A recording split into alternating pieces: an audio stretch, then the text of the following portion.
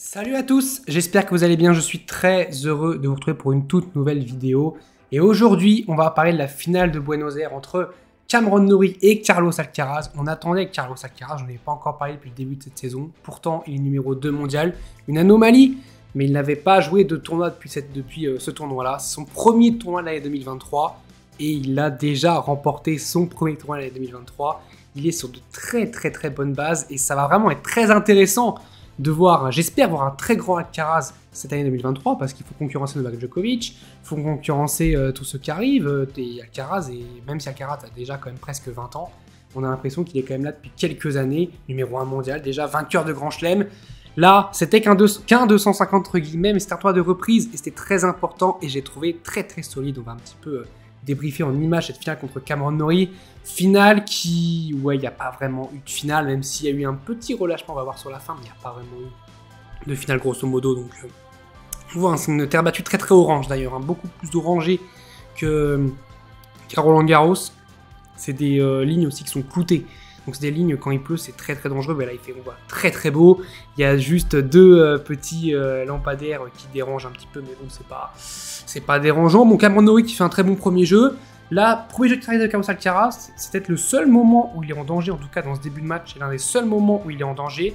Il est à 0,30 sur le service, sur son service, 0,30, et il va quand même être très solide pour revenir encore là. Déjà, la palette de Carlos Alcaraz, tout en créativité, j'adore ça. Hein, c'est voilà, déjà, premier jeu de service, petit amorti à 40-30. Allez, où est Cameron Norrie? Il est à 3 mètres derrière sa ligne. L'amorti va rebondir, je crois, dans cette zone-là, donc impossible pour Cameron Norrie d'aller la récupérer. Il ne va d'ailleurs pas la récupérer. Amorti gagnante pour Carlos Alcaraz. Là, c'est déjà un jeu tendu pour Cameron Norrie. On le voit un partout 30A. C'est déjà un jeu très important pour Cameron Norrie qui va vers l'avant, qui va aller vers l'avant, qui va faire une très belle petite volée amortie. La balle, voilà, on voit Alcaraz. C'est Alcaraz qui est très loin. Il vient de claquer un passing court croisé. Et puis il va faire une petite volée magnifique. Magnifique. Elle est très dure cette volée à faire parce qu'il faut remonter la balle et très vite qu'elle redescende. Donc elle est vraiment très difficile à faire, mais il l'a fait très bien. Et le problème, c'est que si jamais elle était montée trop haute, Alcaraz aurait pu retomber dessus et lui mettre un passing ensuite facile. Et si elle avait été trop basse, elle serait restée dans le filet. Donc il fallait faire vraiment le juste milieu, ce que Norrie a très bien fait.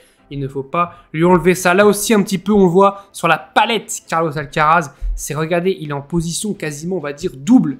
C'est quasiment quand t'es en double que tu sers ici. Il est presque sur la ligne de couloir. Il a râlé tout ce cours-là ouvert, mais c'est pour servir bien kicker, bien dans cette zone-là, pour bien faire sortir Cameron Norrie par ici, là, et ensuite s'ouvrir le cours pour faire ce qu'on appelle un droite-gauche, hein, servir ici à droite, puis ensuite s'ouvrir côté coup droit pour, bam, la mettre à gauche. Donc voilà, c'est toujours la grande intelligence, pardon, de Carlos Alcaraz, qui je trouve vraiment est très intelligent dans ses prises de décision. Moi, le seul défaut que je trouvais chez Alcaraz l'année dernière, il y en a quand même plusieurs aussi, mais vraiment le vrai défaut problématique chez Alcaraz, c'est que d'accord, ces matchs étaient phénoménaux. Les matchs de Carlos Alcaraz, c'était énorme. Mais il avait un énorme défaut, c'est qu'il faisait bien jouer son adversaire. Et c'est pour ça qu'on avait des matchs d'Alcaraz qui étaient épiques. Et d'ailleurs, pour moi, dans le top 10 des matchs de l'année dernière, il y en a peut-être 7 ou 8 avec Carlos Alcaraz. Parce que Carlos Alcaraz fait bien jouer son adversaire. Et d'ailleurs, le Cameron Norrie Alcaraz, le dernier à Cincinnati, je trouve, était l'un des meilleurs matchs en Master 1000. Moi, dans le top 5 des matchs en Master 1000. Et Alcaraz avait réussi à bonifier le jeu de Cameron Norrie. Donc c'est là vraiment où il doit progresser, cette capacité à tuer ses adversaires. Et il l'a très bien fait sur ce tournoi. Alors, premier tour compliqué contre Giré, un petit peu logique, c'était son premier match. Ensuite, très solide contre Lajovic. Il a écrasé Zapata Miralles. Et là, on voit ça, Cameron Norrie, il rigole pas. Donc là, c'est un moment où Cameron Norrie va avoir un gros coup de mou. 3 partout, 15A. À partir de là, Cameron Norrie va avoir un énorme coup de mou. Balle de break pour Carlos Alcaraz. Gros décalage, coup droit et bam! Par ici, là, ici, il va bien la mettre là, dans cette zone-là avec une belle sécurité et il va remporter ce jeu et faire le break. Et à partir de ce moment-là, il va plus gagner un jeu pendant très longtemps. Cameron Norrie va me prendre un 6-0 au global. Là, c'est une faute. On voit là, qui montre la trace. C'est une faute de Cameron Norrie dans un point pourtant important. 4-3 pour Alcaraz, 15-30, c'est un point important. Et faute de Cameron Norrie, malheureusement, elle est pas loin, mais qu'elle soit de 5 cm ou de 10 mètres, la balle est faute et donc le point est pour Carlos Alcaraz. Ensuite, encore une fois, une très belle amortie. Alors là, Cameron Norrie, même s'il est très loin, l'amortie est un peu moins bien touchée, donc il va aller dessus, mais il ne peut pas la remonter assez haute pour la faire passer le filet. Mais encore une fois, une très belle amortie. Et on voit quand même la différence, le paradoxe entre Cameron Norrie qui est très loin de sa ligne Et Alcaraz qui est un bon mètre 50, voire 2 mètres, bien ancré dans le court et qui peut faire son amorti et suivre en plus au filet. Et si jamais Norrie avait réussi à la ramener, il aurait pu claquer une petite volée tranquillement pour terminer le point. Donc encore une fois, la lucidité Carlos Alcaraz dans ces moments-là. Ensuite, 5-3 pour Carlos Alcaraz, 15-30. Cameron Norrie qui fait un petit peu une montée un petit peu suicidaire. On le voit là, un Alcaraz qui est clairement dans le court, il a plusieurs solutions. Soit tirer fort d'ailleurs sur lui qui est une solution parfois... on dit que c'est peut-être pas la meilleure, mais c'est peut-être celle... Enfin, c'est peut-être pas la plus fair-play, mais c'est peut-être la meilleure, justement, de l'empêcher d'avoir des réflexes. Il a la solution croisée et il a la solution longue ligne. Il privilégie celle longue ligne. De toute façon, pour moi, les trois étaient bonnes. Même le lob, hein, peut-être. Même s'il est peut-être pas si proche que ça du filet. Ouais, peut-être le lob aussi aurait pu être fait, mais bon. Très fort longue ligne, ça passe. Il remporte ensuite ce premier set. On voit assez serein, Carlos Alcaraz. Deuxième set... Il commence mal son deuxième set, 0-30, deuxième position il est à 0-30, mais encore une fois il va faire une grosse première, le retour qui va tomber ici. Ensuite, encore une fois cette petite pète avec une amortie qui va rebondir sur la ligne. Cameron Norrie qui a été dégoûté de voir cette balle rebondir sur la ligne. Ensuite, une belle montée vers l'avant, passing manqué de Cameron Norrie qui pose pied à terre, un petit peu impuissant, un petit peu une très belle image, Cameron Norrie un petit peu impuissant. Ensuite, là, c'est aussi un peu montrer les bévues de Cameron Norrie. Là, on le voit, il fait un petit peu ce que j'ai dit d'Alcaraz, il fait un droite-gauche. Alors là, c'est plus un gauche-droite de la position où on est, mais bon, pour lui, c'est un droite-gauche. Il sert très bien ici, on voit, il a mis Alcaraz quand même très loin de sa ligne. Il a le revers bien qui peut croiser là, même en prenant une belle marge en sécurité, il gagne le point. Et il va la mettre dans le filet et du coup offrir ensuite le break à Carlos Alcaraz. Grosse faute, break Carlos Alcaraz. Là, on voit aussi les points, les premiers services, points remportés après sa première. On voit qu'il y a la différence, c'est 3 sur 4 pour Carlos Alcaraz. Et c'est un peu plus d'1 sur 2 pour Cameron Norrie. Évidemment, 1 sur 2, c'est insuffisant. Sur deuxième balle, 1 sur 2, c'est un peu plus d'1 sur 2, c'est pas mal. Sur première, c'est clairement insuffisant. Même sur terre battue, c'est clairement insuffisant. Et encore une fois, les points importants, Alcaraz les remporte, même si là, c'est un très beau point d'ailleurs que j'ai de Cameron Norrie. Un très beau coup droit, il a bien contré Alcaraz. On voit c'est un très beau coup droit, mais c'est insuffisant. Ça fait quand même 3-0 ensuite pour Carlos Alcaraz. Là, c'est un point très important, 3-0 30A. Enfin, Cameron Norrie va réussir à en remporter un point important. Il est bien ancré dans le court cette fois-ci. On a l'impression un petit peu, on a le scénario qu'on a eu avec Alcaraz très souvent. Alcaraz planté dans le court, Norrie à 3 mètres de sa ligne.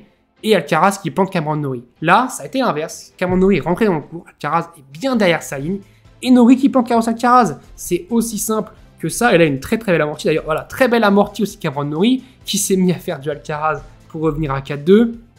Ensuite, 4-2, là, c'est un point très important, on le voit au filet, très solide, Carlos Alcaraz qui va y revenir et reporter. Ensuite, là, c'est une faute, la balle qui va rebondir ici, la faute de Cameron Norrie. 5-2 pour Alcaraz, on se dit à ce moment-là, c'est quasiment plié, il a fait le plus dur. Norrie, on ne voit pas, il n'a pas eu une balle de break du match, il n'a pas eu vraiment les positions à 0-30, mais à part ça, il n'y a pas eu vraiment de grosses situations. Alcaraz qui sert du coup pour le titre. Et là, on va un petit peu retourner dans les travers d'Alcaraz qui, oui, peut-être se précipite un petit peu. Premier point, très beau passing de Cameron Norrie, il faut le signaler, parce qu'il est très loin et il va mettre la balle d'Alcaraz, il va rebondir ici, donc clairement faute, hein, 0-15. Ensuite, la grosse précipitation, il veut vraiment direct la mettre par ici, la balle bien dans le couloir. 0-30. Ensuite, à 15-30, une balle très limite, mais qui est jugée faute par monsieur l'arbitre. On va faire confiance à monsieur l'arbitre. La balle est faute, ça fait 15-40. 2 balles de break, les 2 premières balles de break quand même du match pour Cameron Norrie. C'est dingue de se dire ça.